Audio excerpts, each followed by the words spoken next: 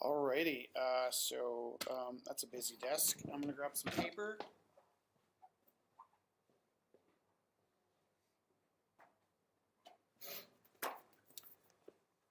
And where might my phone be?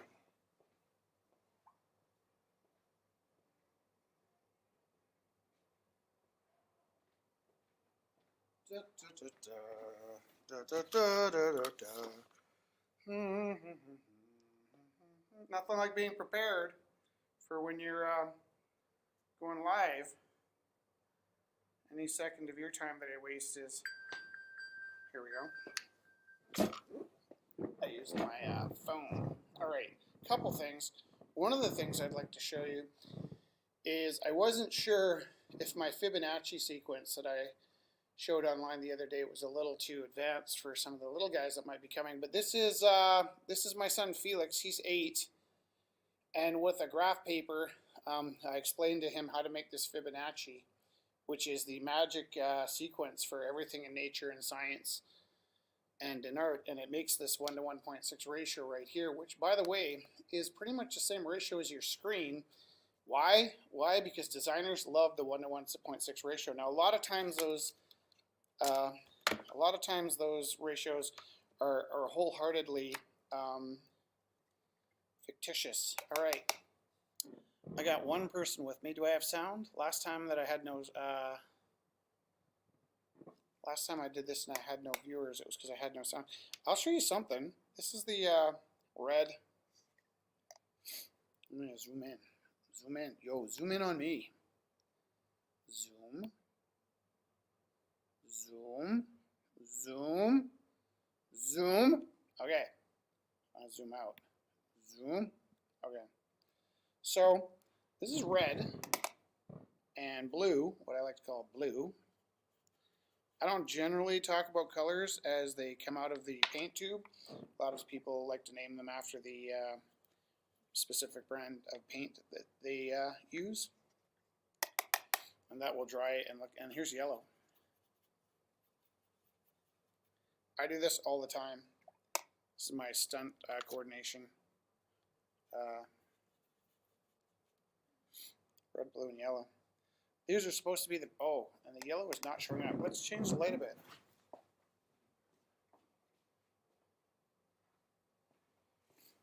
Can you see me now? Can you see me now? All right, so that's red, blue, yellow. And they tell me that purple, green, and orange are my secondary colors. However, I am here to tell you that that's not true. Here's purple. Now I'm working in the dark, so I'm just guessing which one I'm on. I think this is, here's purple. Purple.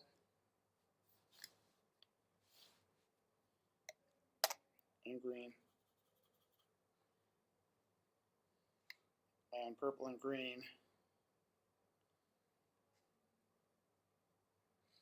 make a pretty lovely blue.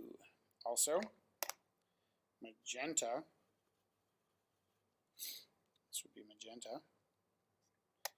And cyan. They also make a lovely blue. Which is to say, everything you were ever taught about color is totally wrong. And then, if that was the case, then surely I could take purple and yellow and make orange. But the problem is, the old color wheel sent us off in the wrong direction. So I most definitely, let's say, ooh, can I make, here's a nice green. Green. There's my green. I'll make green and get a nice tangerine orange.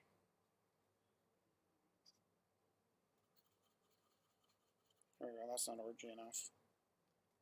It's an orangier orange. Just gotta clean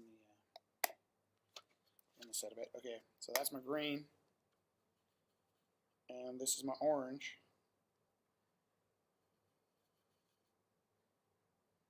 Right? green and orange, green and orange. I can take my orange. That is most definitely orange. Take my green and more orange. And I make this pukey poop. Only what you didn't know is it's a pretty lovely yellow. And so you can make green and orange into yellow. You can make magenta. That's more purple, sorry. It's contaminated. Purple. Cyan. They make a lovely blue. Magenta. Orange. Ooh, they make a lovely red. More magenta. More orange. And the only reason that this really matters is that all of the textbooks in my class say you can't make red, blue, and yellow out of the secondary colors. And the reason for that is we have the wrong color wheel right here. The red, yellow, blue does not line up with your eyeballs because your eyeballs are red, green, and blue. The red, yellow, blue doesn't line up with the TV. They're like, well, really the primary colors are red, yellow, and blue, but green's a more powerful color, so that's why we use TVs use green. But your TV uses red, yellow, red, blue, green. Your eyeball has cones for red, blue, green. The secondary colors, this is pretty awesome for red, blue, and green, are actually cyan, magenta, cyan, and yellow. So actually, if magenta, cyan, and yellow are your secondary colors, and red, green, blue are your primary colors, all of a sudden there are no more primary colors. You can make any color of it, any color, and your English, your art teacher in grade 1 to 12 were wrong. Your chroma instructor at ACAD might have been wrong. If you tell people this, they will scream at you. This is the yellow I made out of green and orange. This is the blue I made out of cyan and magenta. This is the red I made out of orange and magenta. And if anybody ever tells you there's such thing as a primary color, it's a total lie. So take everything you know about colors and throw them out the window. Here's another little thing I was going to show you. When I was talking yesterday about, or the other day, about the difference between an icon and a rendering,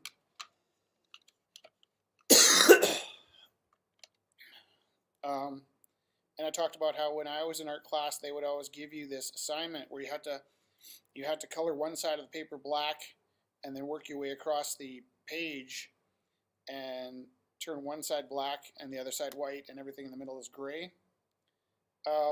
This was what I would call an icon. And by that what I mean is it looks more like the kind of drawing you would see as a logo or as a cartoon. It's made out of lines. But if I want to turn it into a rendering, the trick is to just not use any more paint. Just only use water.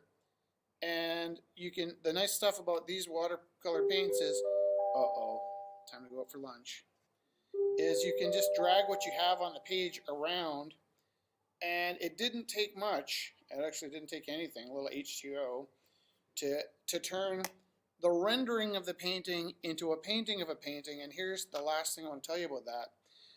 My sister, when she used to color, she would go in a coloring book, and if she was going to color, say, Rudolph's nose, she would take the pencil crayon and basically line the inside of the nose, and then very lightly she would shade across, so you had this shade in the middle. But what I like to do is put the paint down and then just put water in the middle and let it kind of bleed into place, right? And again, let's say, I can make a brown with a green and magenta, but if I take the rest of that Rudolph and put his face in, right, what I like to do is, now that I got that paint down, just take some water and wiggle it down and drop it in. Now what are we at? 9 minutes and 36 seconds. I'm going to show you one more thing. I'm going to show you how to make a really thin line with whatever size brush. So a lot of times if I show somebody how to make a line and they do a really thin line like this, that's about as thin of a line as I can get with a brush, which is actually pretty darn thin. But what I like to do is make that even thinner by, if I switch to my negative space and I paint the space around that line, imagine I wasn't thinking about a red line. Nobody said it had to be a red line. I can make a much thinner line than that, much thinner line than my paintbrush by painting the space around the line, and now I have a much thinner white line. If your hands shake, think of this right here. This part of your, where's my hand? This part of your hand is your heel. Put it on the paper and just rest your hand on the paper, not in the paint. But let's say you had a line like this that you wanted to paint up to, and I go paint up to that line, and you're like, I go all over, like that. Well, that's frustrating, but I mean, that's because you might be holding the brush way far at the back because you saw it in the video, and that's how you get loose. But sometimes you don't want to be loose. Sometimes you're going to be super tight. So if I have a line like this, and I want to paint only on this side and not on that side, what I do, and I show this to my mom because her hands shake now, is you put your hand on the table, you lower the brush, put the paint down, and you just wiggle it towards that line.